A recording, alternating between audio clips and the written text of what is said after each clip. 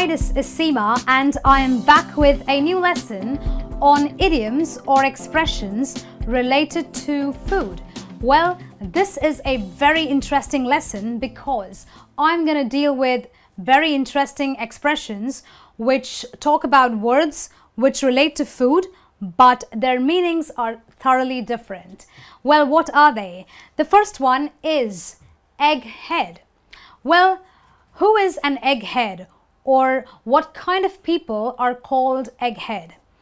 An egghead refers to people who are unusually intelligent, or people who are like really clever, or maybe in school, if you have someone who is very studious, they would be people who are normally called egghead.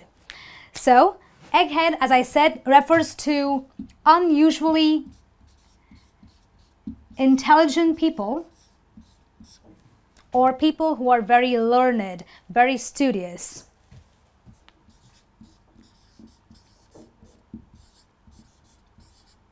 So if you're at work and you know someone who is really brainy, you can say something like, Mr. Smith from the marketing department has the best ideas because he is a real egghead.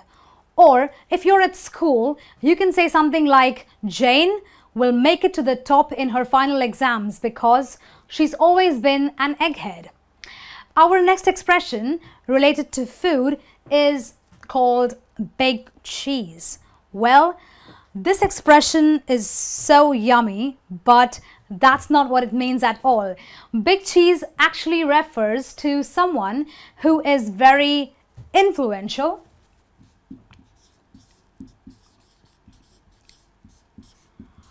or can I say someone who is very powerful? Now, there are some people in the company, they're really called the big cheese because they're very powerful. They are in a position of a lot of power. So you can say something like, Mr. Waters is a big cheese. Do you know him? If you want to find a job, you should maybe have a word with him because he is very influential or very powerful. Our next expression related to idioms with food is couch potato. Well, the very word couch and potato kind of tells you what it could mean. Well, I know a lot of people who are couch potatoes. I was one of them, okay? Now, couch potato is refers to some people who are very lazy, people who sit around all day watching TV.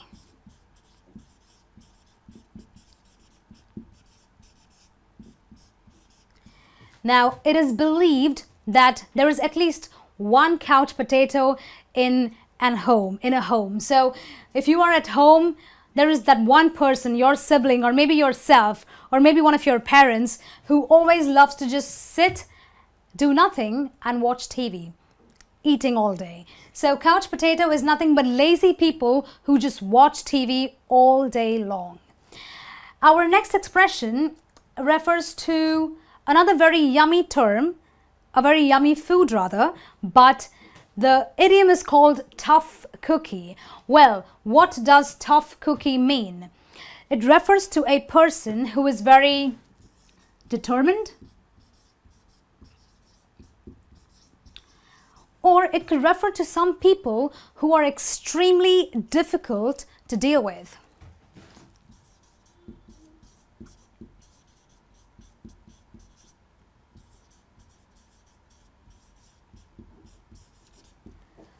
You know, there are some people who just won't listen to you. There are some people who are so determined that they just want their way all the time. Such people are referred to as tough cookies. Well, I used to have a friend who used to work in a call center, and she used to get a lot of calls from customers who were extremely angry because, you know, they had certain problems.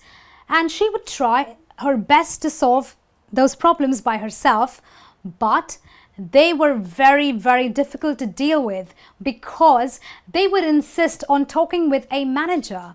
So she would end up saying something like, Today, I spoke to a customer who was one tough cookie. He insisted on talking with a supervisor. So a tough cookie is nothing but people who are very determined, very stubborn, and very difficult to deal with. People who want to have their way all the time. Our next expression is top banana. Well, what does top banana really mean? Well, a top banana is a person who is the leader or someone who is heading a group.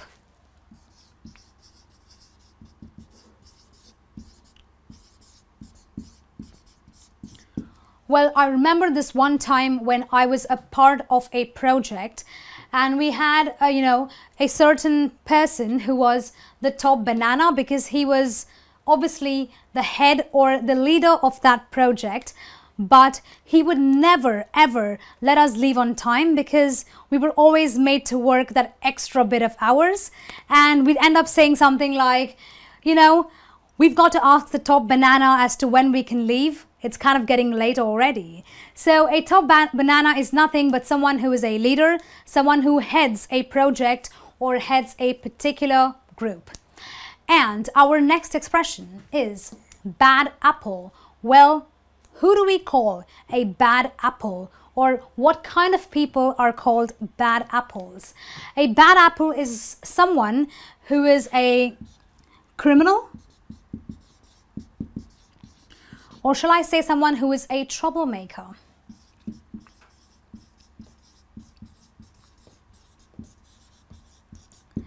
I know a friend of mine who works in the HR department, and as you already know, people who work in the HR department, they hire new employees. But there was this one person who was a bad apple. So they could not hire a bad apple because of his records, because he could have been a criminal or he could have had a past as a troublemaker. Someone who stirs up trouble, and that's what bad apple is all about. Someone who is not a very good person, someone who's got a criminal record. Our next expression is sour grapes. Well, what does sour grapes mean? Sour grapes is nothing but pretending to not want something.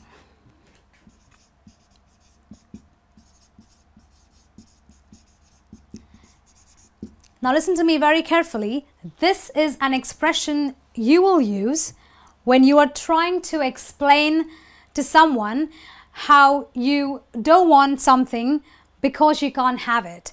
So if I'm trying really hard to get something and I want something so bad, but after trying again and again and again, I have not been able to get it, then that's called sour grapes. You call the grapes sour because you wanted to eat those grapes, but you couldn't get them, so you acted like they were sour. So in other words, you are pretending to not want something because you can't have it.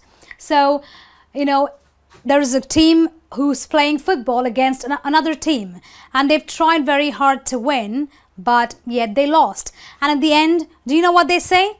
Well, we didn't want to win anyway. That's what sour grapes is all about.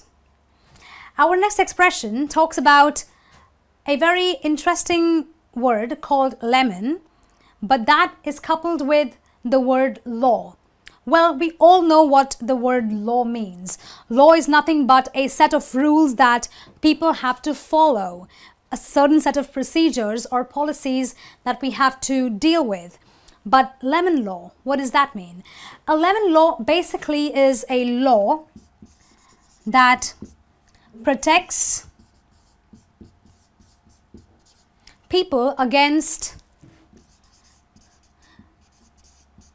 the sale of defective goods.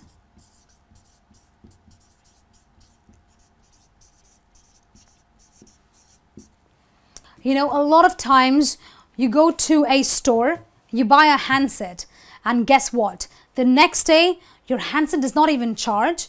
Your handset maybe freezes every time.